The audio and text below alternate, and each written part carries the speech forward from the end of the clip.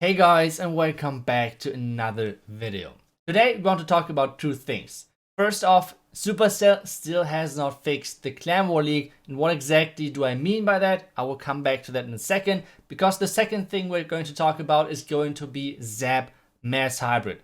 That's actually pretty strong, and you guys will see a couple of guys in my community clans are doing it, and it's working great. So we're in Champion 3 over there, so it's not like the worst bases out there. And well, I will just show you guys how you can use that as well. But for now, let's jump into the Clan War League for Tribe Gaming, because for us right now it's looking pretty good. I would say overall. We did mess up a couple of wars. We got kind of unlucky on this one. We are 6 out of 8. We have like a 199% and 195, but I guess that's part of the Clan War League and overall of wars having those attacks. I hope we can finish strong. But I want to talk about War Day number 3, because you guys might think, wow, you guys are crazy good. Not really. Not really. This is just the showcase of what is messed up so badly in the Clan War system. And once again, consider that this is an option to qualify for a $1 million tournament. And this is crazy. I don't know why. Like, I know why clans are doing it, because they want to drop out of Champion 1 and they have no other choice. So it's not on the clans. It's not on the clans who are doing it. It's about that it's still not fixed. I mean, this is out there for like the Clan War League. The first season of the Champion 1 Clan War League, I think, was in January 2019, so 1.5 years ago. And this was one of the first feedbacks which were kind of coming from the community, that you somehow need to drop out of Champion 1. And we do not want to talk about the reasons why those clans want to drop out, because that would be pure speculation. But like, what the heck is happening? And this is out there for over a year and still has not been fixed. And this to me is mind-blowing. I don't get it. Like, I don't know why it's not just like you can't spin any non-Town of 13 into the war, or like into the war map. You could have them on the roster so they get the league medals. That's totally fine. But why can you put Town Hall Force or whatever this is into a Champion 1 war? This is so stupid to me, and I don't get it. I just personally don't get it. Why? Because this is making the Clan War League so much more random than it already is. And I just hope that Supercell is, I don't know, either changing this or is doing something else about like how to make the playing field for every single clan even. Because obviously with this group we have a huge advantage going into this this qualifying season. And well, I don't know. I mean, it was the first time for us this year that we had this. I think other clans had this already multiple times, but like, this is just not fair, to be honest. So this was another of like whining and being mad and everything. Now we want to get positive again. Now we want to take a look at a couple of really nice Zap Earthquake Mass Hybrid attacks. And we had one guy in the clan who was doing that pretty often. And one thing I want to talk about is we're right now in Champion 3. So it's not like too high, not too crazy.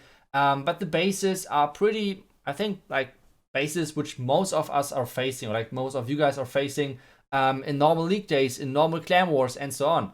And in Champion 3, it's like kind of this breaking point in between of people are going for more risky attacks, but missing out on the second star kind of often. And this is why the results in Champion 3 are most of the time around the 30 star mark. Sometimes a bit lower, sometimes a bit higher, kind of depending on how the risky attack works. And since those bases are pretty much bases which everyone is facing, it's really nice to do a guide on that. And something which you want to take out in one of those Zap Hybrid attacks, I will show you guys multiple of Nikolausi. He did that quite a bit and had really great success with that. And obviously, yes, you can zap a ton on this base, but to be honest, those bases are a lot of those bases are out there. So just abuse this. And if you're saying, hey, I can't play Zap Lalo, I don't like Lalo, I can't play it, I don't know what exactly the reason is, but that's totally fine. There are many other options you can combine the Zaps with. For example, Hybrid. That's pretty spammy, but that's totally fine if it's working.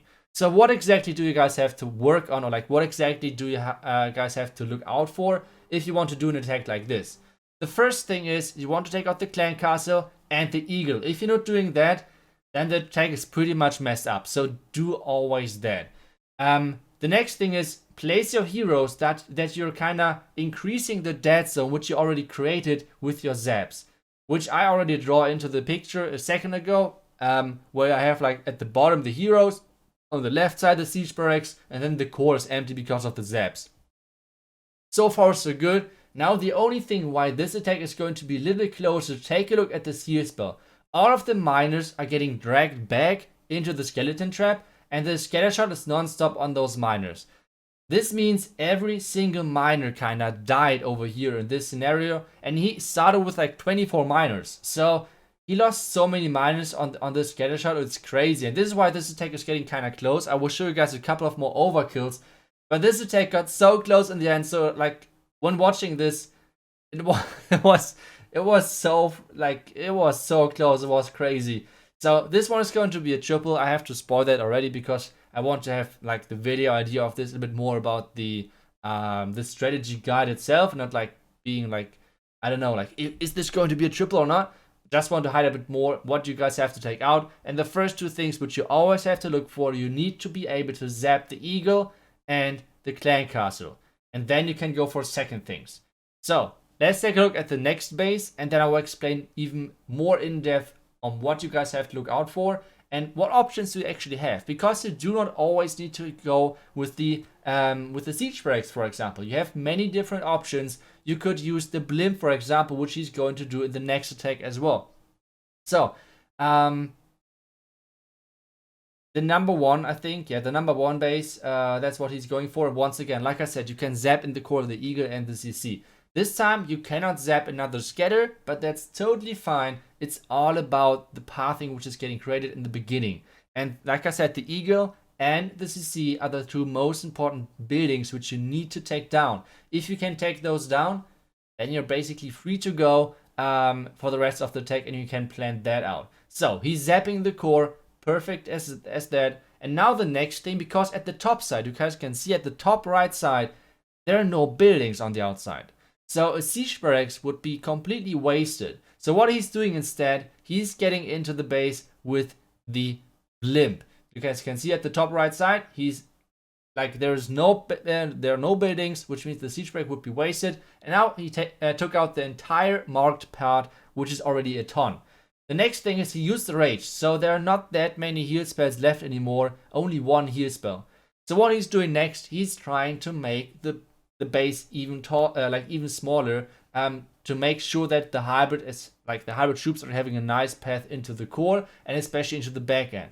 So what he's doing now, because there isn't too much splash damage in the beginning, and since the eagle is down, there won't be any damage in the beginning. So that's pretty nice for him. Then he can use the warden ability perfectly onto the town hall, and as soon as he's getting into the back end scatter shot and the bomb tower, then he can place the one heal spell he has, and this should completely wreck the base. So, like I said, the strategy is pretty straightforward, and if you guys do not like, for example, the Zap Lalo, then you can go for strategies like this easily. It's working really well. Like, to be honest, it's working really well, and you can zap the clan castle and the eagle together on way more bases than you guys might think.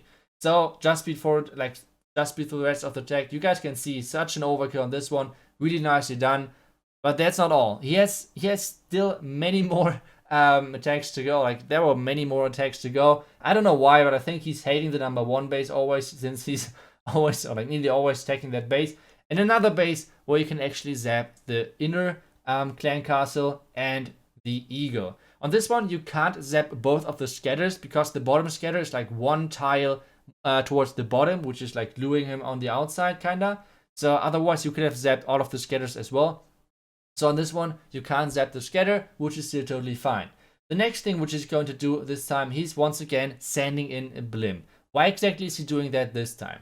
He's doing it because he wants to make sure that his heroes are not dying. That's kind of important because the heroes are really helpful in creating like a really nice pathing, and if you can keep them alive, it's really, really nice for them. So he took out those two parts. First off, Yeti Blimp without any rage, and then the next part with the zaps, and then with the heroes. So this is creating the pathing for mass hybrid. So the next thing, he has nothing for the bottom side because he has no siege barracks. This is why he's bringing one P.E.K.K.A. and a wizard for the right side. To be honest, I'm not 100% convinced of this P.E.K.K.A. and the Wizard. I feel like maybe one Yeti would have been better because the Yeti would have taken out the Warden.